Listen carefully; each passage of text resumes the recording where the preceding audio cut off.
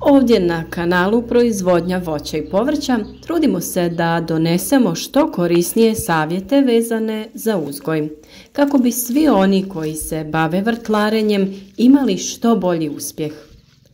Testiramo različite načine uzgoja, prihrane i obrade zemljišta, pa naša iskustva prenosimo putem video savjeta. Urbano baštovanstvo postaje sve popularnije širom svijeta, a uzgoj povrća u vrećama je jedan od kreativnih načina da iskoristite malo prostora i uzgojite ukusnu i zdravu hranu. Naravno da smo i mi isprobali ovaj način uzgoja i sa vama već podijelili video o uzgoju krompira u vrećama. Sada je na red došla i mrkva. Ostanite s nama i pogledajte kako i vi možete u malom prostoru uzgojiti mrkvu koja će biti krupna, pravilnog oblika i prije svega ukusna. Mrkva sa svojim korijenastim karakterom može uspješno da se uzgaja u vrtnom tlu, ali je za to potrebna rahla zemlja i određeni poslovi kako bi uzgoj bio uspješan. Važno je održavati prozračnost tla, razbijati redovno pokoricu i prorijediti nasad kako bi na kraju imali kvalitetnu berbu. O uzgoju mrkve smo već govorili, imate sve potrebne savjete, a prije koji dan smo objavili i video o zimskom načinu uzgoja mrkve. Ukoliko želite redovno pratiti naše savjete, postanite dio naše zajednice, zapratite naš kanal kako ne bi propustili ni jedan koristan savjet. Sa druge strane, uzgoj u vrećama postaje sve popularniji, omogućava veću fleksibilnost i pristup svježim domaćim namirnicama bez potrebe za velikim vrtom. U nastavku ovog videa ćemo otkriti korake za uspješno uzgajanje mrkve u vrećama. Prvi korak u ovom projektu je izbor odgovarajućih vreća. Vreće treba da budu duboke i široke, kako bi pružile dovoljno prostora za razvoj mrkvi. Najbolje su vreće za krompir koje smo i mi koristili, ili specijalizirane vreće za uzgoj povrća te one za uzgoj borovnica. Na tržištu postoje vreće specijalizirane za takvu sadnju, no možete iskoristiti i bilo koje stare vreće ili velike vreće za kupovinu. Priprema supstrata je također važan korak. Važno je obezbijediti kvalitetan supstrat za vaše mrkve. Mi smo koristili mješavinu zemlje za uzgoj povrća ili cvijeća jer je ta zemlja rahla, zadržava vlagu bolje od obične zemlje. Supstrat treba da bude dobro dreniran kako bi se izbjegla stagnacija vode, što može negativno utjecati na korijenasto povrće.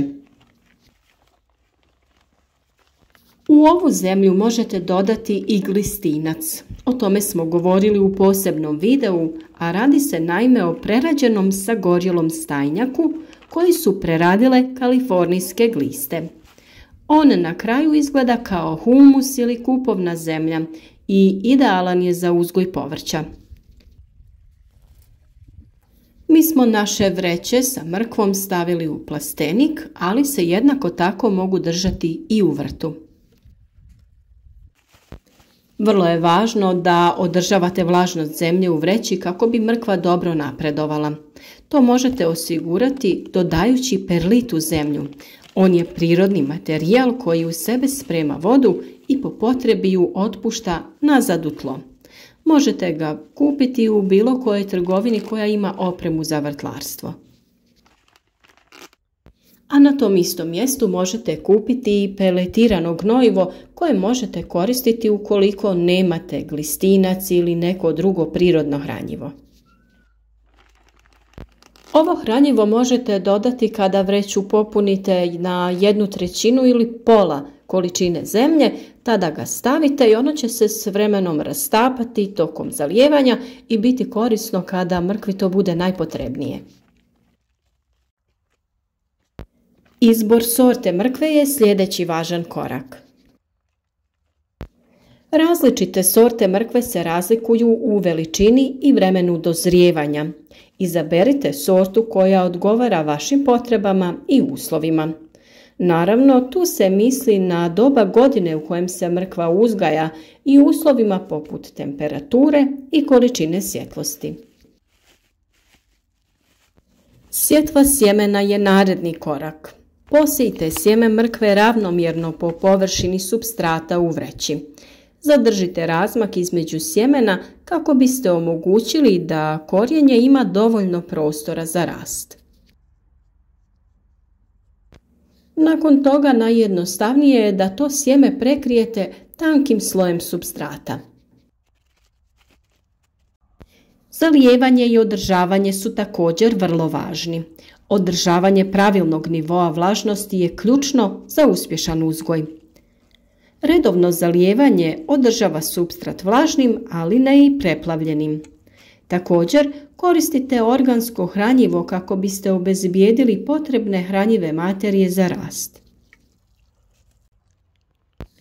Glistinac je za početak sasvim dovoljan, a kada krene razvoj plodova, to jest korijena, možete koristiti neka vodotopiva hranjiva ili pepeo nastao sa gorjevanjem drveta. O svim tim temama se svakako možete informirati na našem kanalu. Svjetlost i temperatura su sljedeći važni faktori. Mrkve vole sunčevu svjetlost, pa je važno postaviti vreće na mjesto gdje će biljke imati najmanje 6 sati sunčeve svjetlosti dnevno. Pratite temperaturu jer mrkve najbolje uspijevaju u temperaturi između 15 i 20 stepeni Celzijusa. Prorjeđivanje nasada je vrlo važno ukoliko želite imati pravilno oblikovane korijene mrkve. Ukoliko niste imali strpljenja ili vremena da sjeme sijete na pravi razmak, tada mrkvu ne štedite, nego ju prorijedite kako bi korist bila višestruka. Sve one mrkve koje izvadite uklonite sa oprezom da ih ne oštetite. Na taj način možete ih iskoristiti da ih presadite na neko drugo mjesto ili u drugu vreću. Vrlo je važno da cijeli korijen presadnice bude ravno postavljen u zemlju kako bi i on bio pravilnog oblika. Inače ćete dobiti korijenje koje je izobličeno.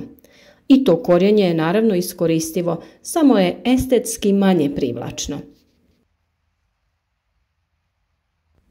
Pratite svoje biljke redovno kako biste uočili i riješili potencijalne probleme kao što su štetočine ili oboljenja. Rano otkrivanje problema može vam pomoći da spriječite ozbiljne štete na nasadu. Zavisno o sorti koju ste odabrali, mrkve su obično spremne za berbu nakon 60 do 80 dana. Pazite da ne oštetite korijen dok ih izvlačite iz vreće. Ali s obzirom da je zemlja vrlo rahla, mislim da nećete imati problema. Ukoliko bude malo teže za izvlačenje, možete da zalijete mrkvu prije vađenja iz vreće. Vaše vreće mogu imati dno kako bi se lako premještale ukoliko se za to ukaže potreba, ali to i nije neophodno ukoliko će imati stalno mjesto. Mrkvu možete po potrebi vaditi i konzumirati, dok ostale ostavljate u zemlji. Vreće bez dna ćete lako skinuti i imati pristup ukoliko ćete svu berbu obaviti u isto vrijeme. Nas je svakako ovaj način uzgoja iznenadio, ali i oduševio. Oko nasada nema previše posla, kao što je slučaj kod mrkve koja se uzgaja u tlu. Eventualno prorjeđivanje i redovno zalijevanje su ključni. Mislim da se iz ovih prikazanih kadrova vidi kako je ovaj eksperiment bio uspješan i vjerujem da će nam to preći u redovnu praksu. Posebno je dobro što na ovaj način sa vrećama sprečavamo dolazak štetnika kroz zemlju koji bi narušili izgled i kvalitetu mrkve. Gajenje mrkve u vrećama može biti zabavno i korisno iskustvo koje vam omogućava da uživate u svježem povrću bez obzira na veličinu vašeg prostora.